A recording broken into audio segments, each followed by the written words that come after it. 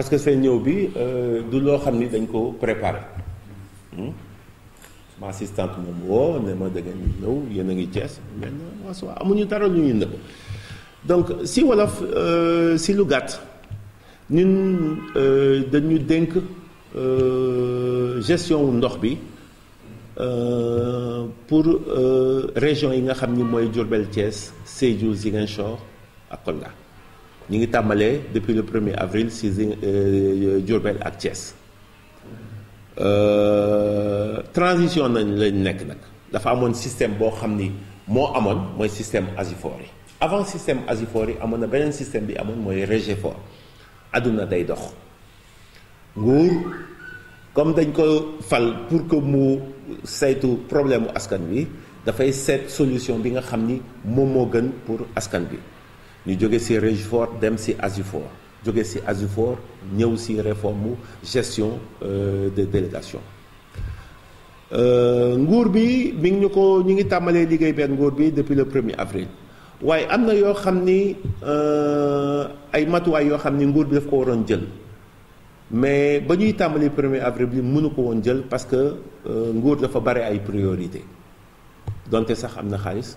mais xaalis bi du ci ndox rek la war a dem dafa war a dem ci électrification rurale dafa war a dem ci santé dem ci éducation dem ci ay pàcc yu bare muy ñun dañu démarrer 1er avril ci li nga xam ni réforme bi mais nguur bi li mu waroon def muy remise à niveau mooy maanaam beesalaat installation yi soog ñu ko jox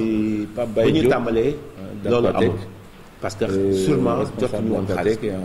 xam naa ni fu mu nekk nii jot nañu xaalis bi ba office des forages lancé na appel d'offre bi pour jox attribuer ñi nga xam ni ñoo war a kii liggéey bu ñu liggéeyee nag ñu soog ñu ko jox dénk kii bi pour 10 ans pour que ñu liggéey ci gestion wu forage bi donc ñu ngi ci phase de transition comme ni may faral di wax diggante simeeku ak solo fokk yaramu neen amul benn transition boo xam ne da ngay ñëw jàll ci leneen mu jàll surtout dans le monde rural parce que dafa amoon ay problèmes yu bare ñi ngi tàmbalee problème yi depuis le 1er avril ba ñu tàmbalee le 1er avril dañu amoon benn plan boo xam ni dañ ko tegoon pour mën a topp feuille de route mën ko topp mais dañ ko mujj arrêté parce que dès le 1er avril dañu am ay problème mu panne forage Notto Diobass panne forage Ngogom Fass Boye panne forage bi pompe 3 millions lay jar pour ñu kii wàcce ko wala pour ñu yéegal ko xëcc ko il faut que installation am donc ñu arrêté suñu plan suñu feuille de route bi jublu ci priorité bi mooy maanaam changer defaraat pour que ni askan bi am ndox bu doy ak ndox bu sell bi sax eggaguñu foofu parce que après remise à niveau bi dafa am li ñuy wax potabilisation mooy li ñuy wax chloration système de chloration yi mais dañ fa egg donc ñu ngi tàmbalee ci conditions yooyu contrat bi li mu wax dafa leer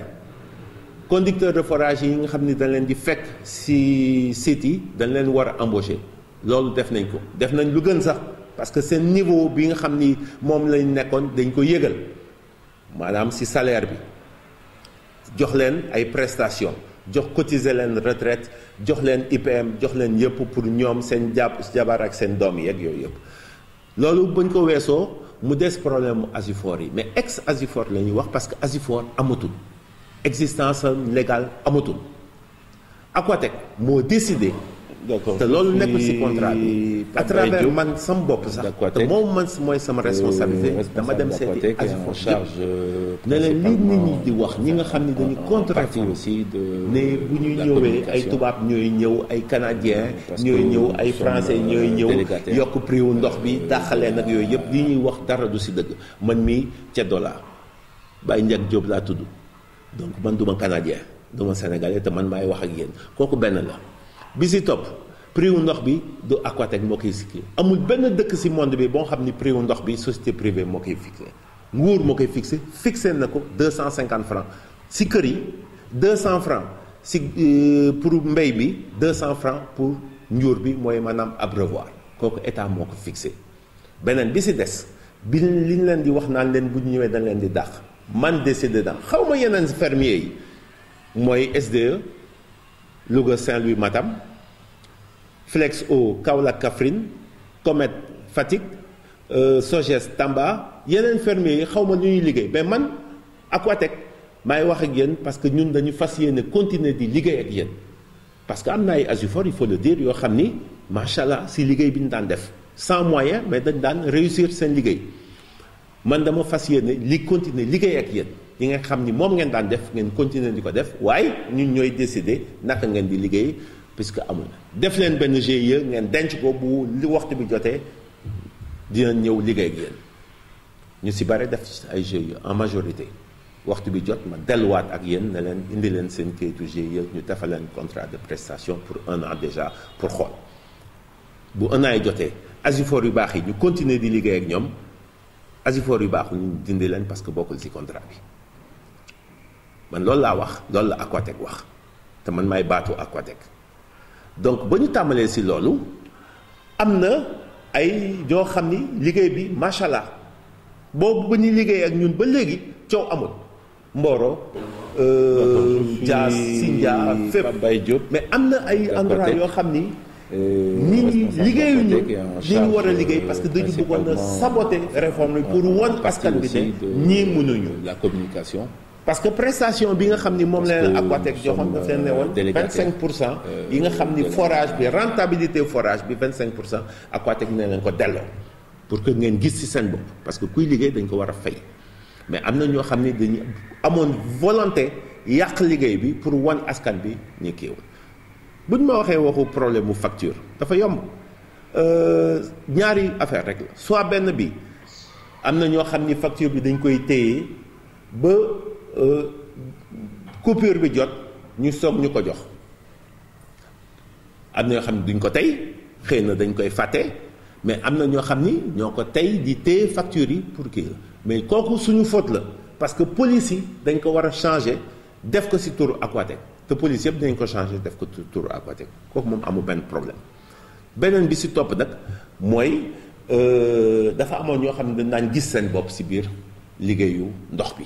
mais gis seen bopp ci liggéeyu ndox bi gis seen bopp maanaam jël alalu askan bi parce que li nguur bi wax ci code de l'eau bi xaalisu ndox dafa war a dellu ci ndox maanaam lu ñu récolté lu nit askan bi fay dañ ko war a utiliser waat pour mu delluwaat ci askan bi à travers ay branchements sociaux ay adduction d'eau extension de réseau ainsi de suite mais am na ñoo xam ne dañ naan téye ndox xaalis bi di ci tabax ay kër di ci jënd ay oto yéen ngeen problème mu Bambey séeréer bi Asifor bi camion suuf la jënd amul droit jënd camion suuf am na ñoo xam ni président Asifor bi dafa daw ak xaalis bi dem immigré di Espagne wala États-Unis yooyu yëpp fekk nañ ko fi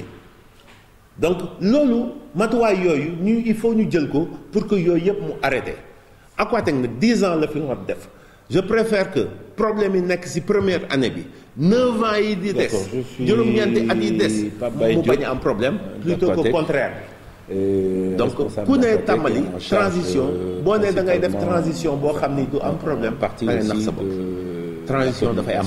problème yu bare sax mais loolu moo tax ñu nekk fii pour régler problème bi parce que si fin bi askan bi moom moo war a am ndox loolu mooy première point bi nga xam ni moo mën a tax ñu ne dañu réussir suñu mission maa ngi ñaawlu nag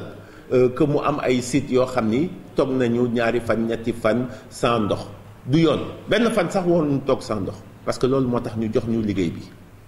mais ñi ngi siy liggéey pour que loolu yëpp mu jeex